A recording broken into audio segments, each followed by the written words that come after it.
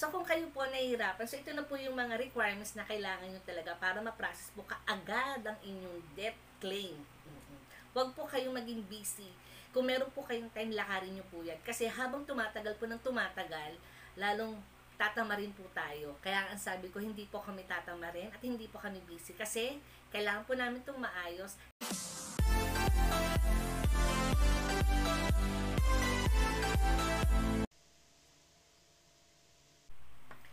Hi sis! Welcome back to our channel. Ang inyong kasis, Gwen Angel. For today's video, so ayan, i-update ko ulit kayo mga kasis sa ating nilalakad sa SSS. So yung una namin nilakad is yung funeral assistant. Okay na yun mga kasis. Ito na yan. Ayan. So nakuha na natin yung funeral claim, nakuha na natin. So nahirapan lang talaga kami sa waiver, pero nagawa ng paraan, kumuha tayo ng panibagong waiver, kaya na-process kagad yung nilalakad natin sa funeral. So, ito siya, ayan. So, maraming salamat dun sa mga viewers na nanood ng aking funeral assistant benefit. So, marami talaga nun. Alam ko, nasa 1,000 views yung nanood doon. And then, itong ating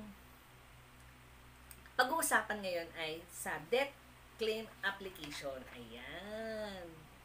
Kasi mga kasis, pag nagpa-process ako ng mga ganito, hindi lang 1 copy o 2 copy ang meron ako. Tagang sinosobrahan ko kasi yan. Dahil minsan, mahirap na yung pag nagkamali, o baka mamaya mas kailangan nila doon. Or, mas maganda, may copy ka din. So, ito ng debt claim application natin. So, bali, 3 copies kagad to. Ayan. So, empty pa siya, di ba mga kasis? Kasi itong copy na to, ay copy ko na lang to. Meron na talaga akong form na pinilapan. So, dito, SS number ng namatay, then yung pangalan niya, then yung kanyang date of birth, at kailan siya namatay, at kung saan din siya namatay. Then, type of claim, social security, kasi nga dun mo i-claim sa kanila, and then, status, married, and then dito naman sa kabila, sa baba dito, yung claim na yung magre-receive. Dahil may asawa si tatay, so si nanay pa ang magre-receive. So, yung walang SSS number si nanay, then pangalan niya, and then yung address namin, birthday niya, at saka anong relation niya dun sa member. So, that's it. And telephone number. And then, habang dito is yung sa SSS na ang bahala doon. Then, ito yung mga application, o yung mga requirements na kailangan. So, ako kasi mga kasis, bago ako pumunta dun sa SSS, nire-ready ko na kagad yung mga requirements para hindi tayo pabalik-balik. Then, dito naman, kung nakatanggap na ba siya ng pension, so hindi pa. Siyempre, kung nakatanggap ka, checkan mo yung yes. Pero kami, wala pa. Wala pa kami tatanggap. And then, signature ni mother, and then yun na yun. Kaya ako sinabi sa inyo, kasi meron ako na pilapan. So, ito na yan. Ayan. Oo. So, meron ng form si nanay. Wait lang mga kasis. So, yun na nga mga kasis. Nilipad kasi isang form. So, ito na yung nilakad namin sa SSS. So, nag-ayos na kami ng debt claim. And then, yung requirements hindi dito na naka-stapler na lahat. So, ang kailangan kasi doon is yung marriage contract. And then, yung kanyang death certificate. And then, ano pa ba? And then, yung kung may account si nanay sa bangko, kailangan nyo yung deposit slip at saka yung ATM card. So, kailangan nyo copy ng ganon. And then, kung saan bangko nyo ba gusto ipa-deposit yung pera. And then, kailangan ng 2 valid ID. So, meron din tayong ginawa. So, niready na rin natin. Ano pa ba? Tsaka yung mga beneficiaries, yung mga anak. So, meron din dito. So, ito naman kasi, mga kasis, hindi na kami nag-print nito. Yung mismong empleyado na sa SSS, siya na yung nag-print. So, yung mga dala lang namin na requirements, yun ang meron ako. Photo ID, meron kami, tsaka ID. Kasi ang kailangan daw din doon is ipipresent nyo sa kanila yung original copy. Especially yung death certificate at tsaka yung marriage contract. So, lahat po yun, dala-dala ko. So, ito na siya. Dala-dala ko na siya. Nung nag-follow up kami doon, o nag-process kami, kailangan namin maglakad ng marriage contract na may CRS at PSA. So, nilakad namin siya kahapon. So, nakakuha na kami. And then, meron pa dito is affidavit of death benefit claim form to be notarized.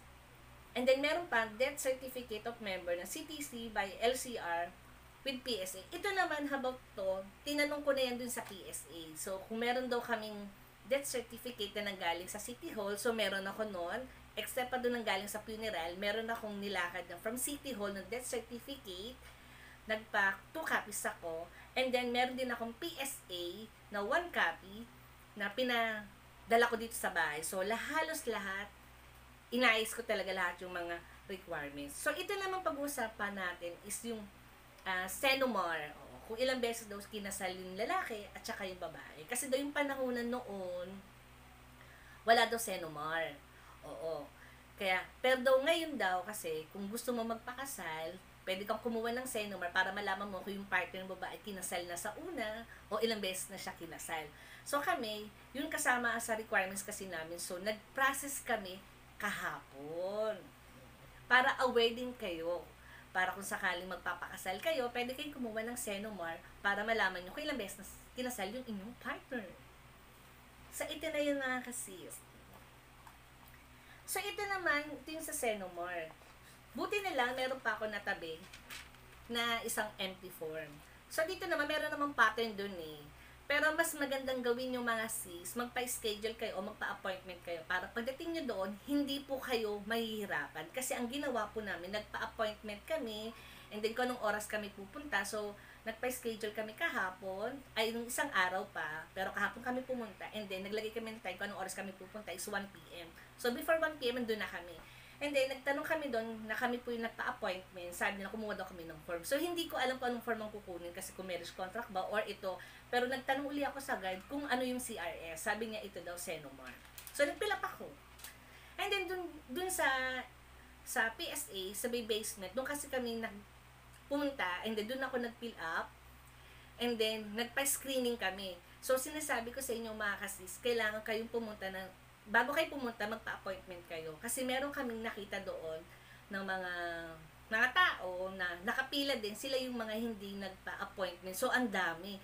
Pero kung kayo, magpapa-appointment po kayo, mabilis lang po yung process sa inyo. Tuloy-tuloy po kayo, hindi po kayo mahirapan. Sa releasing lang po kayo maghihintay kung anong oras nyo marirelease. Pero ang ginawa kasi na, nagpa-appointment kami para hindi kami mahirapan. At least, yung 2 hours na hinintay namin doon, releasing na lang yun. So, ito na yon. So, dalawa yung form na hiningi ko, dahil dalawa form po yung kailangan ko, yung kay nanay tsaka kay tatay. So, ito yon. Then, meron naman, may screening naman po doon. So, i-interviewin naman po kayo. And then, kung may mali dun sa sinulat nyo, i-rewrite naman po nila. Aayusin naman po ng mga mag-i-screening. So, ito na yung nilakad namin. So, ayan. So, ito na yung mga kasis. So, ayan. CRS Form number 5, Advisory on Marriage. So, ito siya. Papakita ko na. Hindi ko na papakita yung mga nakasulat, ha? Yan na lang. And then, ang halaga po nito is 210 po yung binayaran ko. Although, dalawa po sila. So, bali 420 po yung binayaran natin sa PSA. And then, kaya ang ginawa namin, i-claim na lang namin para hindi na kami babalik. Kasi sis, malayo sa may Quezon City, malapit papuntang East Avenue, doon kami nag-process po nito.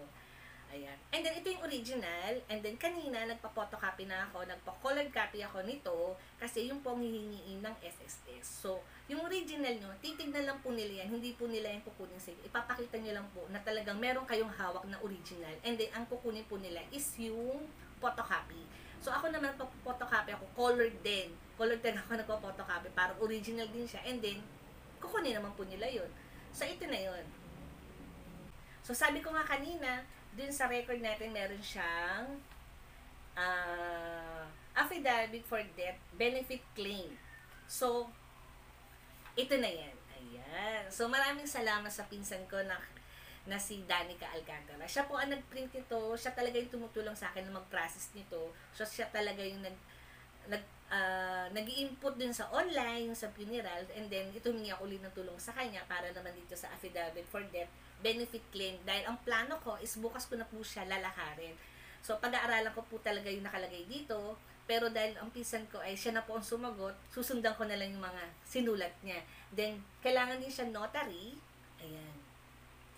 Di ba ang sabi ko dun sa una kong video, kaya natatagalan yung process ng mga ganito, yung mga funeral assistant, kasi maraming hinihingi yung SSS. Kaya ang sabi ko, hindi po kami ganun ka-busy. So, every week nag-update kami para malaman namin kung ano pa yung kulang dun sa dilalakad namin.